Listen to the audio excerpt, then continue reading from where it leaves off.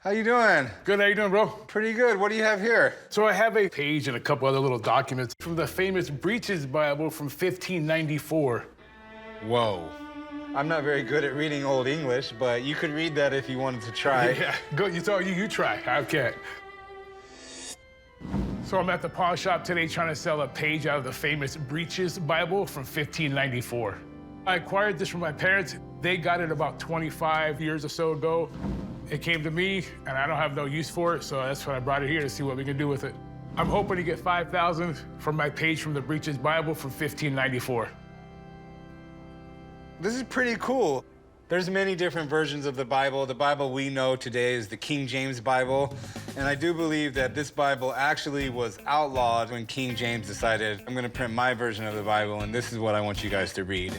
But this was a very popular Bible, and this is the first Bible that came over with the first people to settle in America.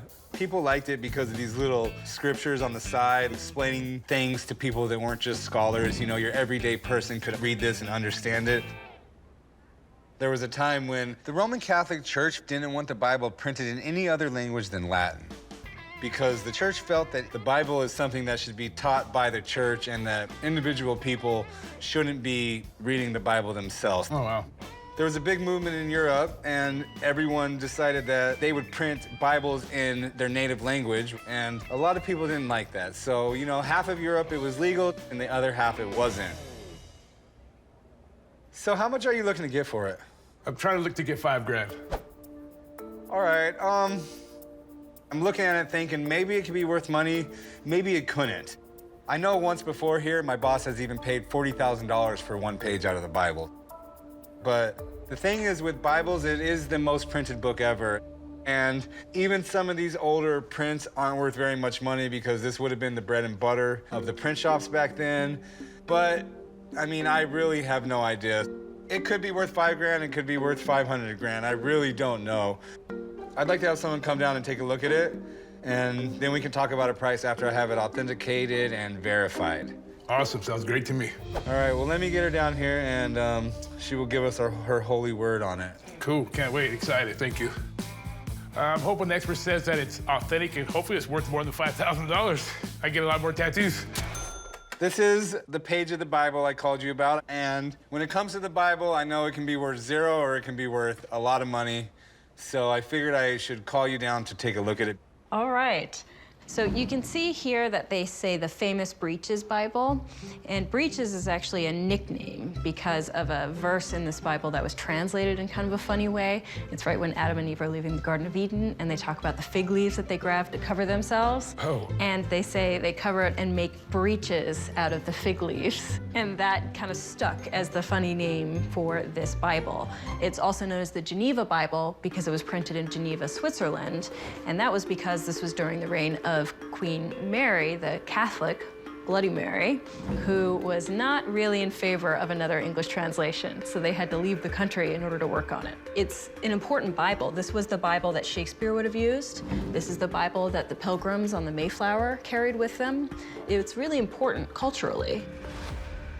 The thing that's tricky about this is that the Bible is such a popular book. A lot of people wanted copies. It was a regular daily ritual for people even then. And what that meant was that you are seeing thousands of copies being printed even in the 16th century. And there were many books printed before this, and these days you can even still find full, complete copies of 1590s Breeches Bibles for sale pretty easily. Oh, wow. So unfortunately, the leaf alone doesn't really have a lot of collectible value. Man, that sucks.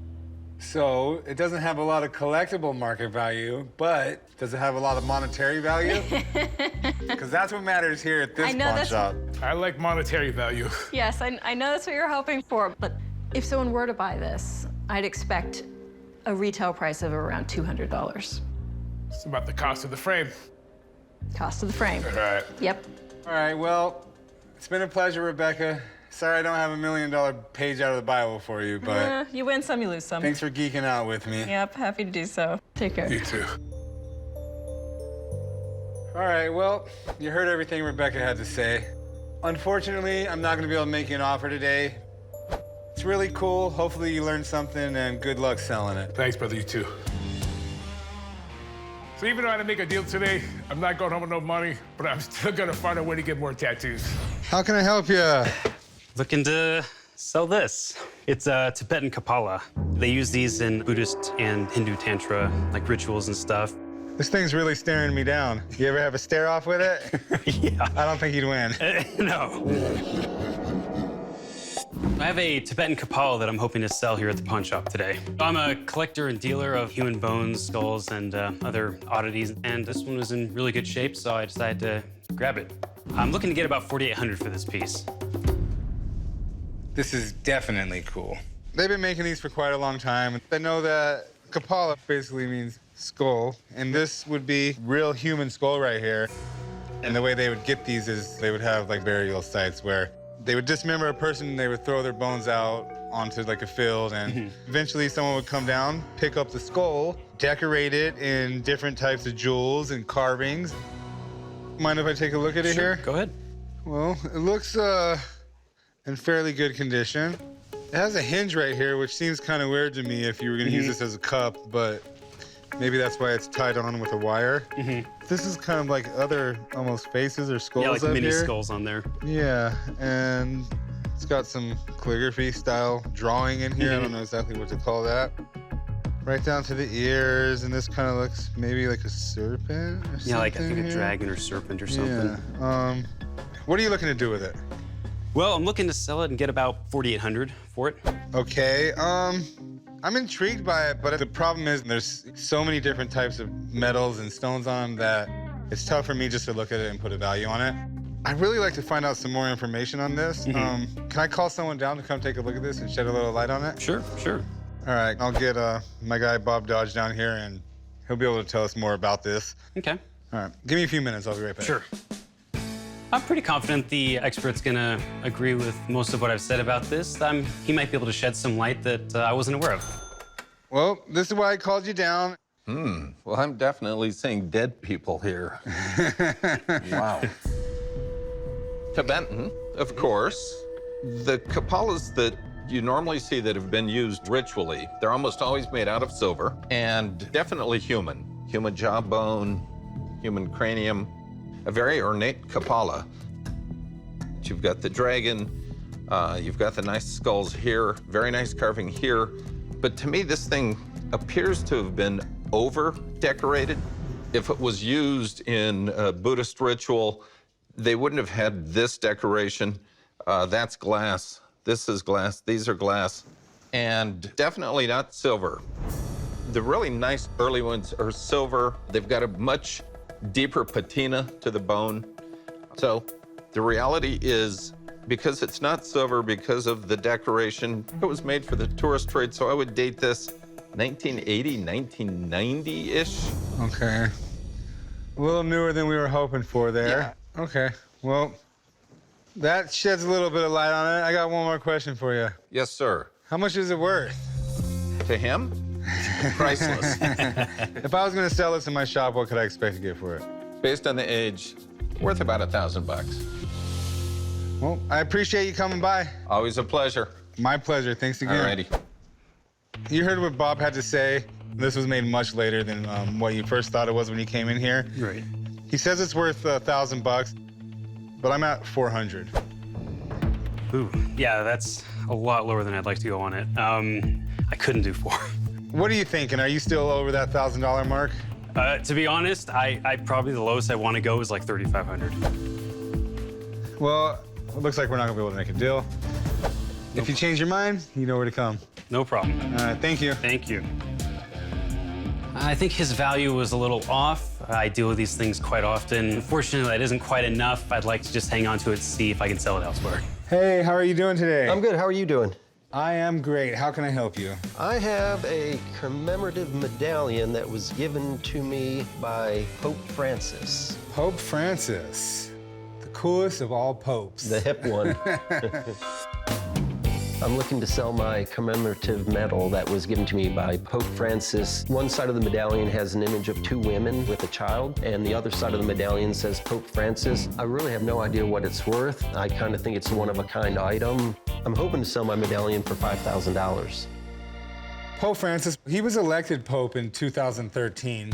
One of the more recent popes, probably why he's a little more hip, born in today's culture. So people love Pope Francis because he's committed to simple living and he advocates for the poor. He's always gonna be the coolest Pope, you know?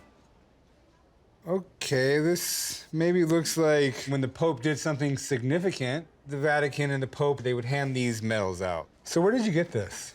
So my father was a World War II photographer. He went into Japan after they dropped the atomic bombs and documented the aftermath. Starting about in 2017, the Pope discovered my dad's work and kind of started championing his pictures as peace movement purpose. My father passed away about 10, 11 years ago, so I went kind of as in his place, and it was there he presented me that medal. Oh, wow. Yeah, I actually went to Italy recently because I had a Zacchetto that I had to get authenticated. And so, no doubt that this would belong to Pope Pius XII. That's good news. We got an amazing Zacchetto from Pope Pius XII himself.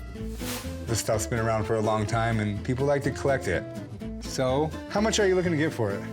Well, I was hoping somewhere around like 5,000 or so. I mean, honestly, I think that you're probably better off keeping it than even hearing what I want to offer you for it. You can find thousands of them in the $40 to $75 price range. So this is not for me to buy to try to resell. The story you have of your father getting it and the things he did is much more valuable, and I think the medal Much is more sentimental than it is what you could offer. I do appreciate you bringing that in and seeing the medal that was awarded. You got it. Thank you. Have a good day. Thank All you. right. As much as I was hoping to make money, it's more of a family heirloom and a sentimental item. I'd like to sell my copy of Paradise Lost. Paradise Lost. Yes, sir. You should check the Lost and Found, man. I came to the pawn shop today to sell my Paradise Lost book. I'd like to sell it because it's way too heavy to keep around the house and moving around. I'd like to get $500 for it. I think the least I would probably take is $200. Paradise Lost. Yes, sir. Where did you get this? I was driving home from work and I was stuck in traffic. And instead of staying in traffic, I decided to pull up the highway and I saw an auction going on. So, Do you know anything about this? from what I've looked into it, the illustrator is a pretty famous guy. He did some illustrations for Paradise Lost, for Dante's Inferno, for the Bible. His name's Gustave Doré. Okay. And some pretty awesome pictures in there. So what is the Paradise Lost? It's a book of poems about the fall of, man with Adam and Eve and the battle between Satan and God.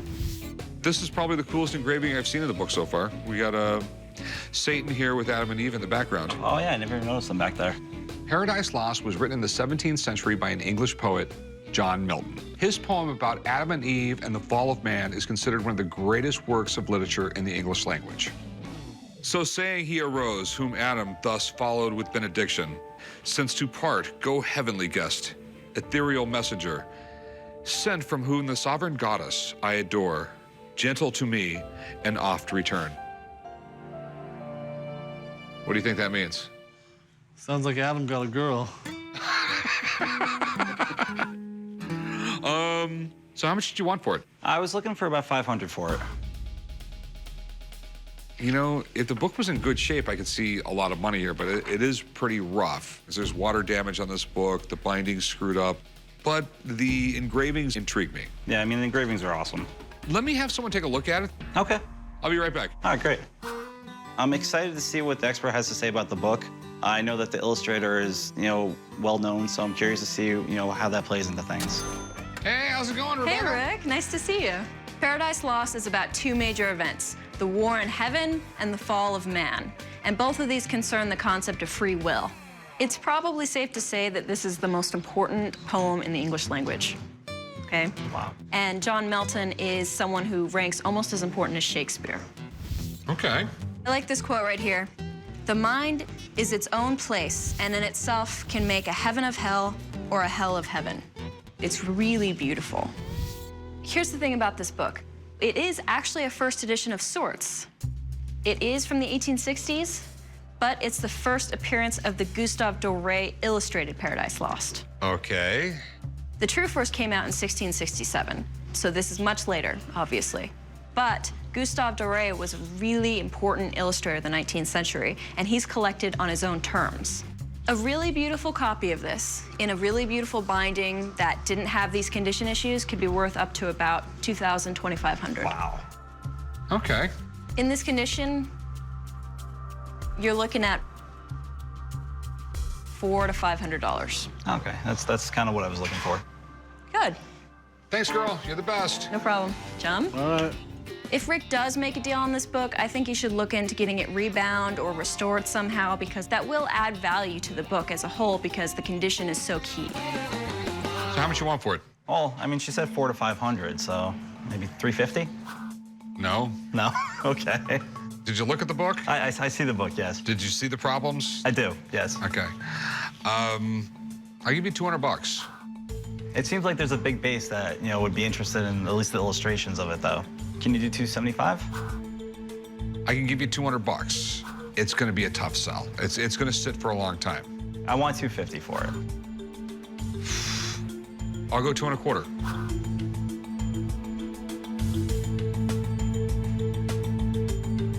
I can do 2 1/4. All right. All right, write them up, chum. I mean, overall, I'm pretty happy with it. I only paid $50 for it, so I really can't complain. What do you have here? Well, I got a couple of things. I've got a parchment, which is a license to carry for the Papal States. And then this is a micro mosaic brooch of a little dog from the Papal States as well. Okay. Pope stuff. I happen to have a little bit of experience with this. We got an amazing Zucchetto from Pope Pius XII himself. Do you know what a Zucchetto is? I was told it was a zucchini. Let me get my boss over here for this stuff. All right. Rick, put down that book and come do something useful. This is a license to carry your gun in the People's States. Okay. Is it serial number 007 or something? Yeah, right. Okay. So I'm here at the pawn shop today to sell a couple of things from the Papal States, a license to carry and a papal brooch. I collect things associated with the Vatican, and I got them from various collectors overseas. I had them for quite a while, and I'm just trying to clean out the collection a little bit. I'm hoping to sell the license to carry for $2,000 and the brooch for $1,000. This is pretty interesting. So we have a little lapel pin or something like that. We have a license to carry guns from 1804. This would have been a government document from the Papal States. Up until the late 1800s, Italy was not a country, it was a bunch of separate countries, and the Papal States, ran by the church, was its own country, and they used to have a lot of land. But now you have the Vatican that's right around a square mile. It's a real country, it's just very small, and it's in Rome. But Italy was unified in the late 1800s. So who is this signed by? Cardinal Stewart was the one that was in charge of the Fabrica of St. Pietro at the time. That's his coat of arms right there. Okay. And that's Pius VII's coat of arms. I mean, the license to carry just basically gave you the permission to have a gun on your person in the Papal States. Right. Sort of similar today, like here in Nevada, you can have a concealed weapons permit. Right. So I look at it as a government document. It's not related to the church, and it's not signed by the Pope. But this, on the other hand, is super cool. Any gold jewelry made in Europe, you can look at the hallmarks, and if you know what you're looking for, Right. it will tell you who made it, when they made it, the purity of it, all these things. It's got the Papal States maker's mark, very small cross keys and tiara. And it looks like ivory, mother of pearl, tiger eye. This is 17 karat. It's 70% gold. Right, right. So it's some really cool stuff. What do you want for these? Well, for the license to carry, $2,000, and for the brooch, $1,000. Okay. I mean, this I don't want, but I'll give you $500 for this. No, it's gonna have to be a little bit higher than that. I'd come down to $900. I mean, it's really cool, but it is micro mosaic. Right, right. Tell you what, I'll go $600 for it. I mean, you're asking a fair price what I'll retail it for, but Right, right. if I bought and sold stuff for the same price, I'd be out of business. So $700, So $650? $675. All right, $675, we got a deal. All right. All right, let's go write it up. You're getting soft in your old age. I have here a antique Japanese Satsuma flask. Do you mind if I take a look at it? Sure, go for it. I thought it'd be cool to fill it up and drink out of it, but I'm too afraid of... Yeah, who knows what they kept in it, man? As far as this antique flask goes, whether it's a gunpowder container or a canteen for water, I'm not really sure.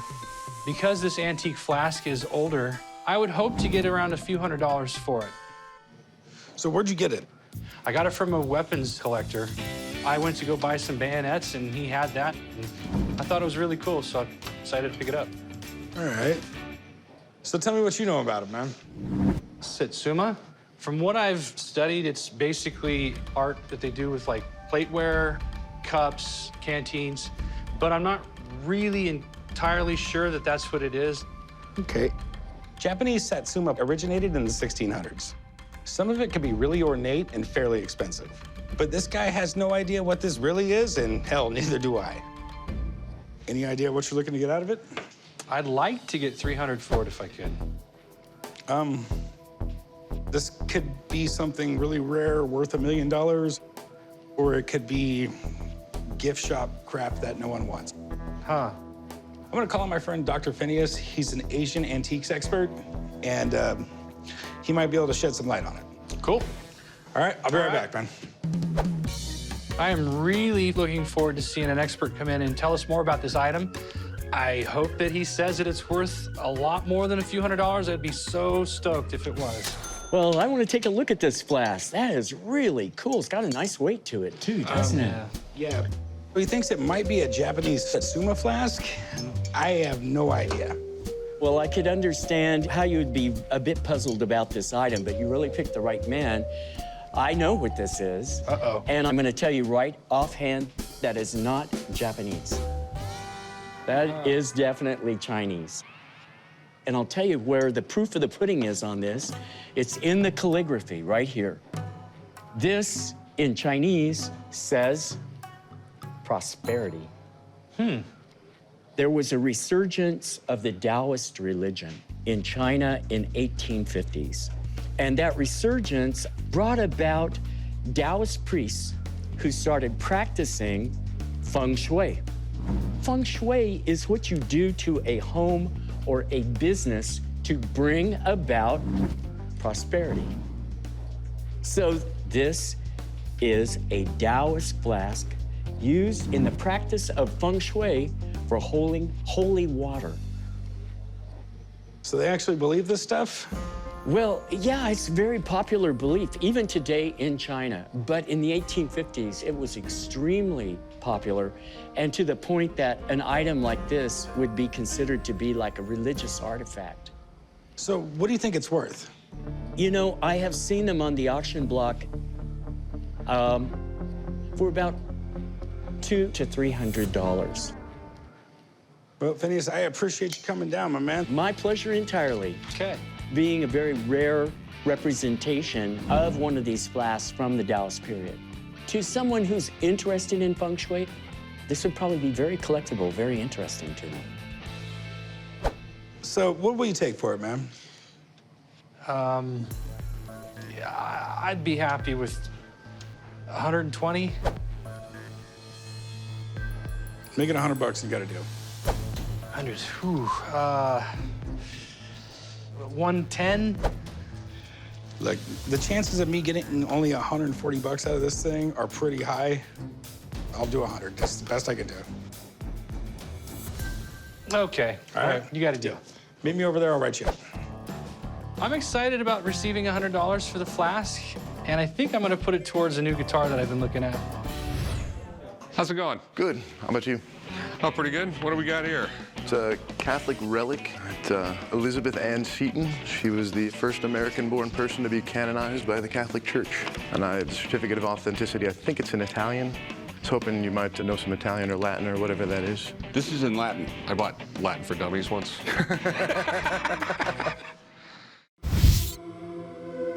I decided to come to the pawn shop today to try to sell my Catholic relic. What makes this relic rare is it comes with a certificate of authenticity. I'm hoping to sell this relic today for around $300, maybe $200 I would take for it, but hope to get more.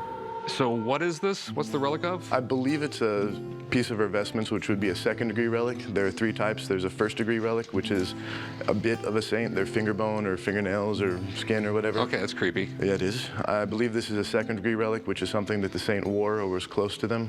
Old religious items can be extremely valuable, especially when they're tied to a pope or a saint. But I've never seen anything like this before. And I just hope this is not a piece of human flesh, because that would be really creepy.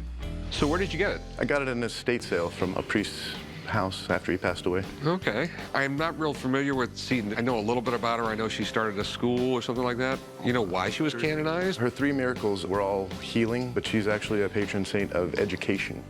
Do you have any idea what the certificate says, or? Most relic certificates, it just gives a description of who the saint was, when the relic was created. It's got a seal from the church. You know, it's so hard to even tell what it is.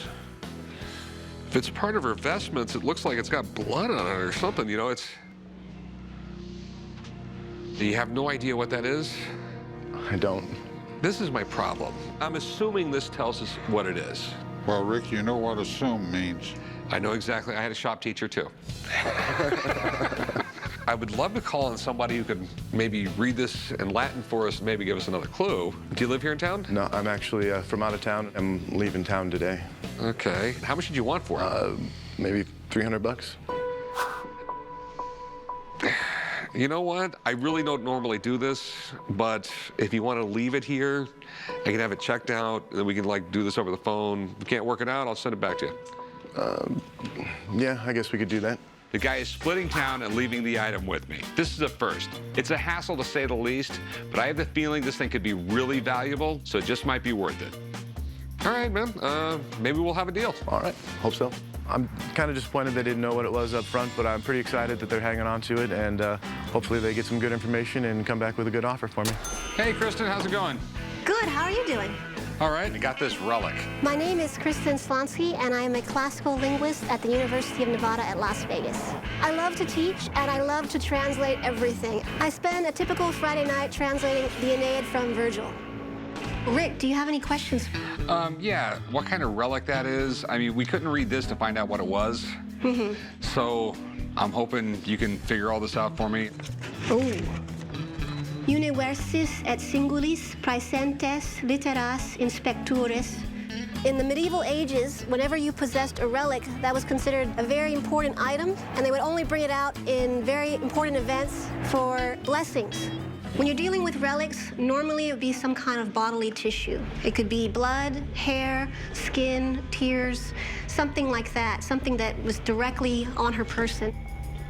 My best guess is that it's a piece of skin, or it could be ashes after she was cremated. We really don't know for sure. That's weird. So what does it say? It says, to all and each, pretty much everyone in the world, we warn the faithful, and warn is a very strong word, into whose hands these sacred relics shall come to be, that they are permitted in no way in the name of God to sell them, nor to exchange them with such things which bear the presence or facade of marketing. That means if I buy it, I'm going to go to hell? Pretty much. You're going there anyhow, son. And even if you were going to buy it, there's no way of judging its monetary value because these things are never sold. There's no starting point. I'm all creeped out by it now anyway, so I'm not going to buy it. Good. I really appreciate you coming in. Anytime. Thank you, young lady. We really appreciate it. Anytime. Thank you very much. If there's no monetary value to this thing, it's not something I'm interested in. Plain and simple.